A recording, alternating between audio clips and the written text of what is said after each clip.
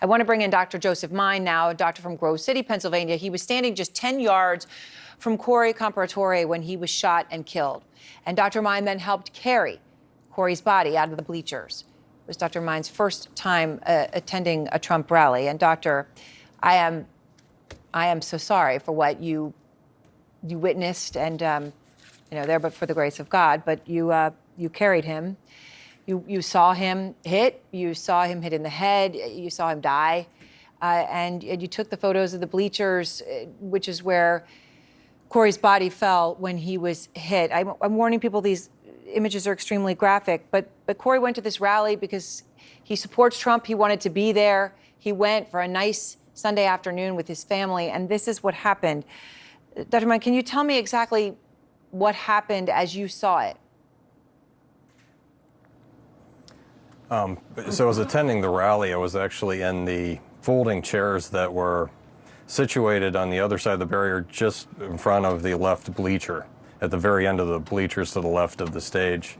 I was recording President Trump on my iPhone in my right hand, and the way the angle where I was sitting, President Trump's head was, covered by the right screen of the teleprompter. So I was leaning in to get a better angle to get pictures of him while I was speaking. But, there was information that was being projected on the Jumbotron to my left.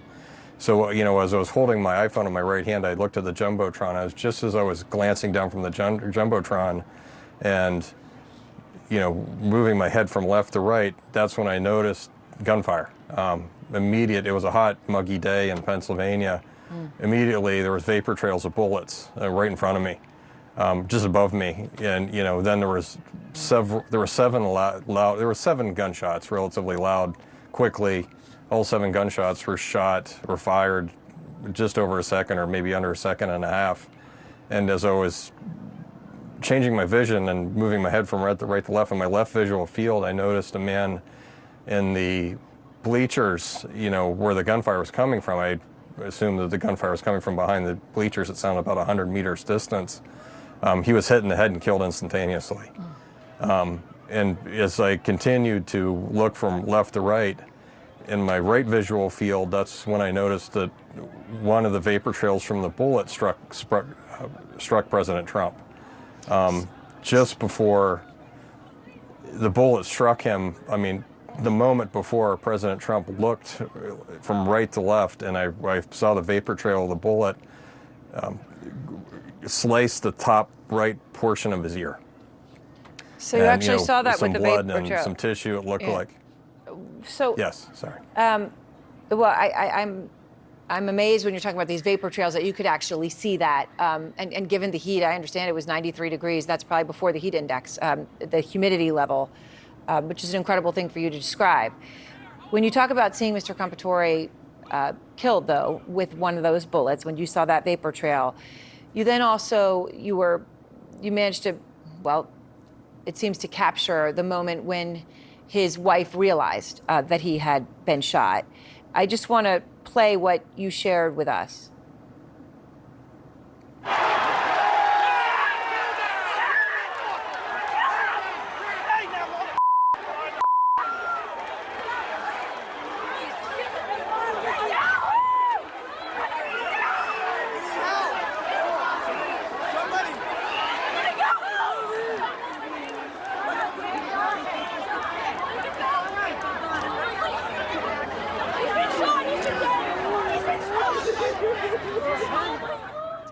Dr. Mine, I know that Dr. Comparatore's whole family was there and that he died protecting them. He had literally thrown his body on top of them to protect them. What did you see in that moment?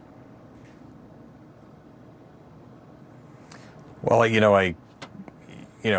kind of shocked, but, muscle memory kicked in, and I ran to provide aid, so I jumped the metal divider barrier between where I was sitting and went into the bleachers. When I was there, there was Pennsylvania State policemen who were already there, and there was I believe, an emergency medical technician, and, I introduced myself. He said, I'm a surgeon, I can provide aid, do you need help? And at that point, one, either it was a trooper, but I believe it was the EMT technician who was there, said the man was dead. And at that point, I noticed that the troopers had each picked up, an arm or a limb or a leg, and they were, bringing the body down from the bleachers. I assisted briefly. And, at that point, an order was given to take the body to a tent behind the bleachers, so they could continue to evaluate. And, I again asked if they needed assistance. And at some point, the order was given again. And so it was confusing to me if they were giving me the order, but it seemed like it was an order for everyone. But at that point, a 20 or 30-year-old female approached me and she asked, is he going to be okay? And someone said, he's dead. And she gave off just a blood-curdling wail that I never hope to ever hear again in my life. You could hear her heart just breaking, and it sounded like her soul was just crushed. Well, Doctor, thank you very much. It was just a horrific scene. Thank you, sir.